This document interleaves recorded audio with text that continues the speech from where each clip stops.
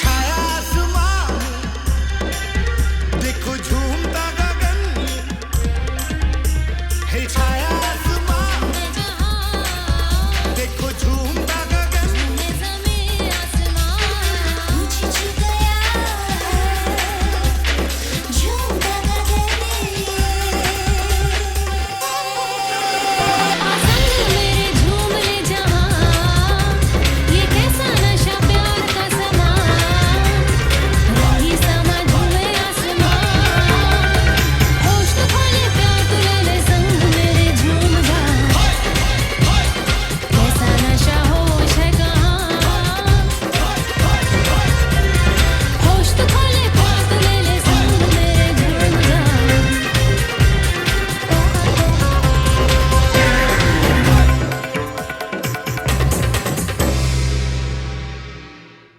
Fala galera, meu nome é André. Meu nome é Gabriel. E meu nome é Camila. E hoje, no nosso videoaula, nós vamos falar sobre as leis de Kepler. Bom, a nossa videoaula vai ser dividida em 4 tópicos. O primeiro, quem foi Kepler? O segundo, aspectos históricos sobre Kepler. O terceiro, as leis de Kepler. E o quarto, cálculo sobre a lei dos períodos.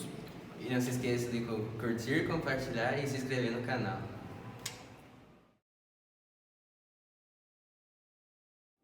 Kepler foi um importante astrônomo, astrofísico e matemático da época do Renascimento Científico, séculos 16 e 17. Até hoje ele é considerado um dos cientistas mais importantes, pois suas leis elas revolucionaram os conhecimentos astronômicos.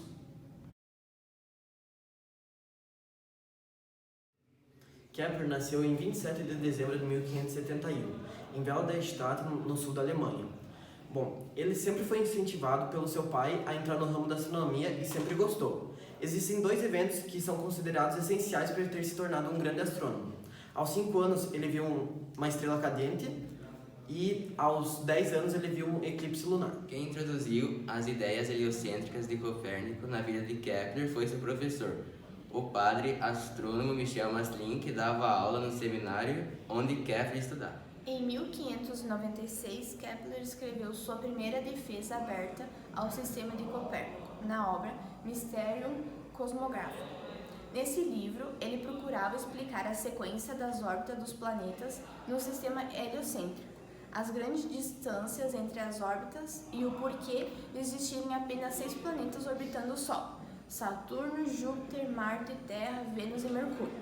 A obra mereceu elogios de Galileu Galilei e um convite de Tycho Brahe para ser seu assistente em Praga. Então, Kepler aceita o convite e vira seu aprendiz. Tycho Brahe morre em 1601, passando seus conhecimentos e estudos sobre Marte para Kepler. Após 3 anos de tentativas frustradas e trabalho intenso para achar uma órbita circular que satisfazesse a maior parte dos dados com precisão do planeta Marte, Kepler concluiu que a órbita não era circular e sim uma elipse, com o Sol ocupando um dos focos. Então, em 1605, surgem os enunciados das 2 primeiras leis de movimento planetário que levam o seu nome. Seu trabalho foi impresso em 1609 com o título de Astronomia Nova. Além dos resultados com Marte, Kepler trabalhou em óptica. Apresentou a primeira teoria matemática da câmera obscura e a primeira explicação correta do funcionamento do olho humano, inclusive mostrando a formação da imagem invertida na retina. No final de 1611 já começaram a acontecer muitas coisas ruins com Kepler. Primeiro morreu seu filho e logo após a sua esposa. E, além do mais, ele começou a ser perseguido por protestantes. Então ele teve que se mudar de Praga para Linz. Em 1612 aconteceram mais coisas ruins. Ele foi excomungado e excluído da sociedade pelas suas ideias astronômicas revolucionárias. E, em 1616, a sua mãe, Catarina Kepler, foi acusada de feitiçaria. Em 1619, Kepler publica o livro Harmonices Mundi, como continuação às ideias cosmológicas contidas no seu Mysterium Cosmographico. É no livro Harmonices que está escrita a terceira lei do movimento planetário, chamada Lei dos Períodos. Por esse resultado, Kepler foi considerado o pai da mecânica celeste. Por fim, Kepler morreu em 1630 durante uma viagem longe dos amigos e da família.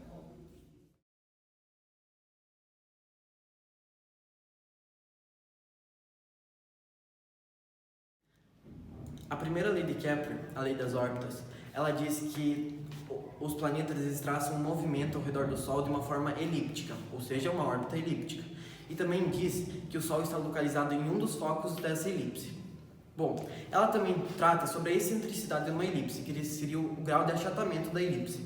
E se dá por essa fórmula aqui. Aqui seria a excentricidade, aqui seria a distância entre os dois focos, e aqui seria o semi-eixo maior. Seria uma razão. O resultado dessa razão sempre vai dar de 0 a 1. Quanto mais perto de 0 for o resultado da razão, menos achatada vai ser a elipse, ou seja, mais perto de uma circunferência. E quanto mais perto de 1, mais achatada vai ser a elipse. Além de tratar sobre a órbita elíptica que um planeta faz ao redor do Sol, e sobre a excentricidade de uma elipse, a primeira lei de Kepler, a lei das órbitas, ela também trata sobre os focos da elipse. Os focos da elipse, um é o Sol e outro é um foco vazio. E a distância desses dois focos sobre um ponto, que nesse caso está representado pelo P, e as distâncias são de 1 e de 2, a soma dessas distâncias daria uma constante, que seria o K. Segunda lei de Kepler, lei das áreas. A segunda lei foi descoberta por Kepler em 1602, ao analisar os dados de Tycho Brahe e perceber que a velocidade com que Marte girava em torno do Sol não era constante. Kepler, então, concluiu que Marte se movia mais rápido quando estava perto do Sol, periélio, e mais lentamente quando estava mais afastado do Sol, aféreo. Isso vale para todos os planetas. Além disso, Kepler descobriu que um raio vetor, uma linha imaginária, une um planeta ao Sol e varre áreas iguais a intervalos de tempos iguais. Aqui nós podemos observar que a área 1 sobre o tempo da área 1 é igual à área 2 sobre o tempo da área 2. Aqui nós temos a elipse com o Sol no centro. Esse modelo é chamado heliocêntrico. Aqui nós temos a área 1 e a área 2.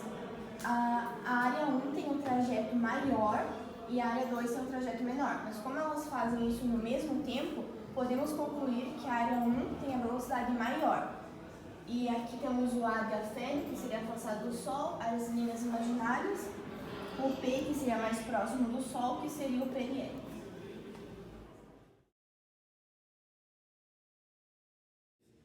A terceira lei de Kepler, também conhecida como lei dos períodos, essa lei mostra a relação entre o período de revolução de um planeta ao redor do Sol e a horário médio da órbita do planeta. Essa relação mostra que quanto mais distante o planeta estiver do Sol, maior será seu tempo de revolução ao redor da estrela. E nessa lei temos essa fórmula que seria T ao quadrado sobre R ao cubo igual a K, que o R seria a distância, que seria no caso a raio média, e o K seria a nossa constante e o T ao quadrado seria o tempo de revolução. Como exemplo de cálculo da terceira lei de Kepler, temos o exemplo. O período de translação de Júpiter corresponde a 12 anos terrestres. Aproximadamente, admita que o raio médio da órbita de Júpiter seja 1/4 do raio médio da órbita de Urano. Bom, e também calcule em anos terrestres aproximadamente o período de translação de Urano. Bom, problemas deu os dados que o tempo de translação de Júpiter é 12 anos, o raio de Júpiter é 1/4 do raio de Urano, e ele quer saber o tempo de translação de Urano, que nesse caso é 96 anos terrestres. Como a gente chegou nesse resultado? Bom, aqui nós temos a fórmula, comparando, igualando, aqui é o tempo de translação de Júpiter e aqui é de Urano. Jogando os dados na fórmula, 12 ao quadrado, 1/4 ao cubo, e aqui ficou o mesmo. Bom, aqui jogamos os dados, e aqui nós calculamos o 12 ao quadrado, que deu 144, e o 1 ao cubo, que deu 1 sobre 64. Só que aonde que está os R ao cubo? Os R ao cubo foram cortados, pois eles estavam em duas contas diferentes, então não tinha possibilidade de cortar. Então, aqui nós temos uma divisão de fração. E uma divisão de fração se mantém a primeira fração, que é 144 sobre 1, e divide pelo inverso da segunda, que seria daí 64 sobre 1. Então ficou, esse T ao quadrado igual a 9.216. 9.216 veio da multiplicação de 144 vezes 64. Aí nós temos esta potência. Então, para tirar essa potência do termo de translação de Urano, nós passamos ela como raiz, e então obtemos o número 96, que seria 96 anos terrestres.